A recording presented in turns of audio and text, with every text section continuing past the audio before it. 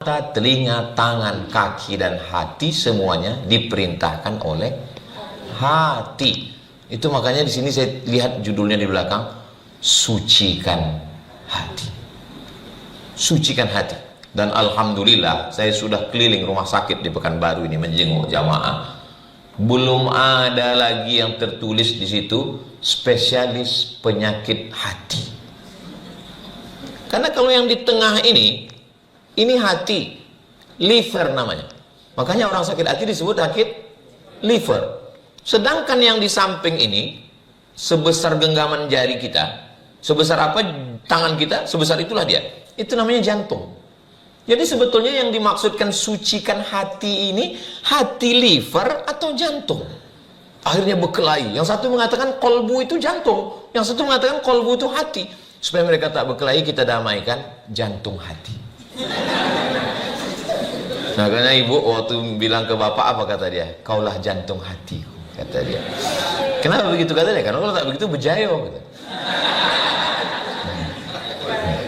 Nah, jadi kenapa hati? Orang Arab tidak menyebutnya hati. Orang Arab menyebutnya qalb. Makanya kalau ada orang yang mengatakan, mari kita jaga kalbu kita. Kalbu itu anjing. Kalbu, makanya bahasa Arab ini hati-hati. Hati-hati, karena kalau bahaya dia sampai ke hati. Beda sama qalbu dengan kalbu. Kalau kalbu itu dog. Kalau qalbu, qalbi, my heart. Hati saya. Makanya jangan hanya open house, tapi juga open heart. Buka pintu dan buka hati. Nah, hati inilah yang sekarang sedang dibersihkan. Makanya selalu dipancing dengan pantun itu untuk melihat. Kalau saya lihat dari senyuman dan tatapan jamaah ini semuanya orang-orang yang hatinya bersih. Amin. Tidak punya masalah dan tak punya utang. Lepas. Orang kalau ada utang nggak bisa begini ketawanya, tertahan. Tertahan. Ini saya tengok lepas. Mudah-mudahan yang ada utangnya cepat lunas insyaallah. Wah, banyak juga ternyata. Jadi sebetulnya isi dari halal bihalal itu adalah wahlul, melepaskan ikatan-ikatan, simpulan-simpulan seperti benang kusut. Jadi kalau diringkas halal itu apalah arti halal? Kita pergi ke Makkah. Dari Makkah ke Musdalifah. Jangan lupa membawa payung. Sudah lama lah saya tausiah. Yang paling unik pantun Pak Marpaung.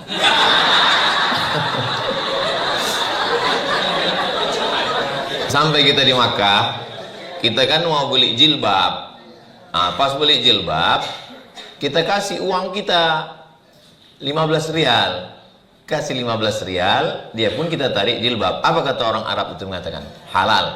Halal? Halal. Apa maksud halal?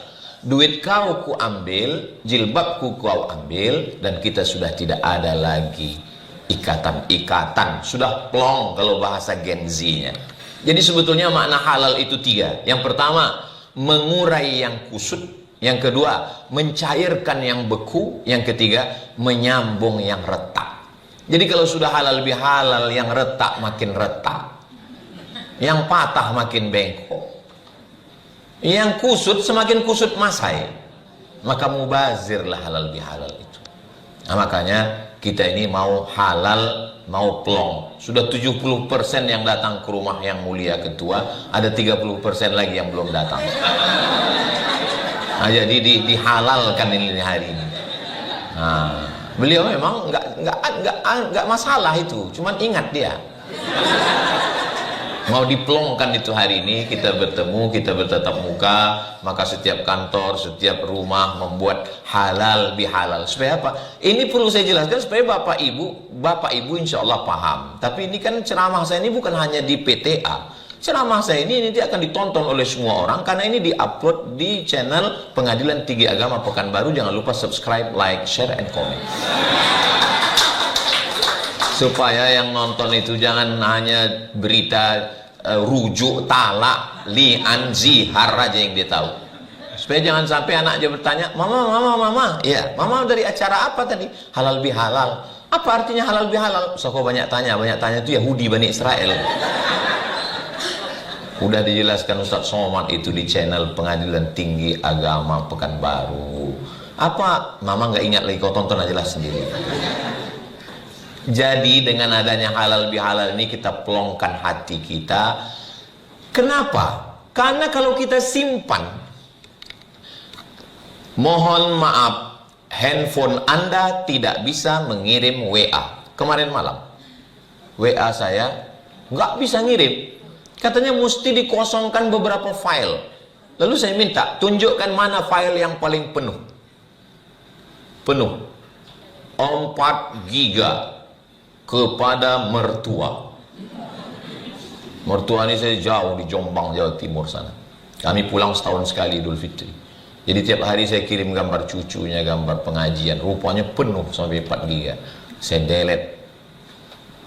Begitulah kalau kita terlalu banyak menyimpan file di kepala kita karena dendam dan sakit hati, akhirnya error ya. Menggumpal menjadi jantung koroner, diabetes meletus, asam lambung, asam urat, asam podeh, asam bau.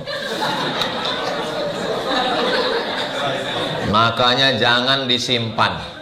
Saya alhamdulillah wa syukrulillah, segala yang menyakitkan hati saya tak pernah saya simpan.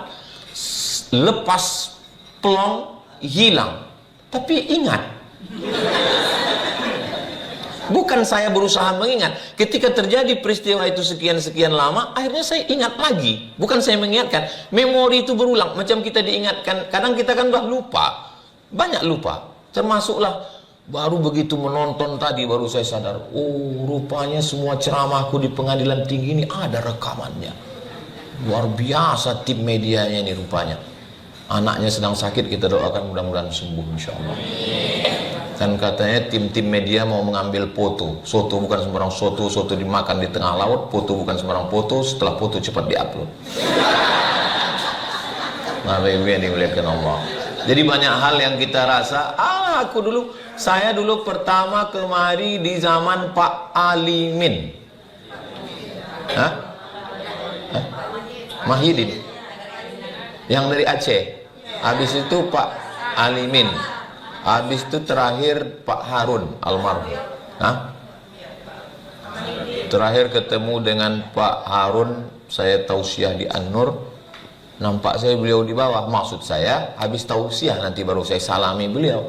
Setelah tausiah, hanya orang datang salaman, saya cari beliau sudah tak ada. Habis itu dapat kabar beliau meninggal. Itu makanya kalau kita mau silaturahim jangan tunda-tunda. Karena saya sudah merasakan menyesal saya, andailah saya datangi beliau waktu itu. Tapi menyesal. Makanya 30% tadi datanglah kalian.